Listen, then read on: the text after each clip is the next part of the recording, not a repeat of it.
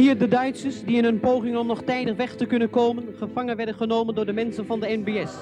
Dit gebeurde op de Soensterdiek bij de afslag naar Kolmerpom, waar nu nog een monument ons aan de jaren 40-45 herinnert.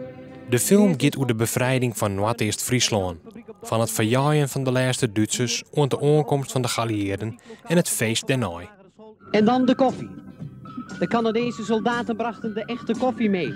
En de vrouwen van Dokkum Zeilen waren best bereid er een kopje van te zetten.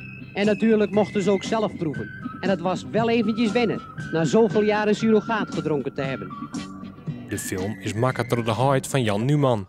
Zijn huid wie maar zijn camera overal bij. Maar ja, hier is langzamerhand hij wil zijn contacten, waar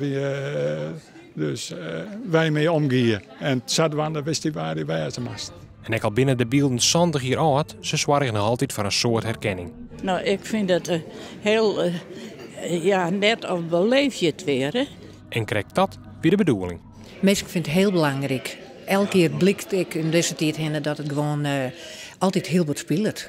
En dan met 20 jaar vonden we het wel extra mooi om dit zo te doen. Want hoe verneem je nou aan de mensen dat het speelt? Ik jaar onder verzwaring, ik wil dat mensen onrustiger wezen kennen. Meer dromen bijvoorbeeld, maar sowieso er volle meer mij elkaar oha. Exante hier na het eind van de oorlog roept het nog altijd een soort emoties op. Eerst dat gevoel van oorlog maar die bevrijding, hè? Dat gevoel, dat was onvoorstelbaar zo mooi, zo heerlijk. Ja.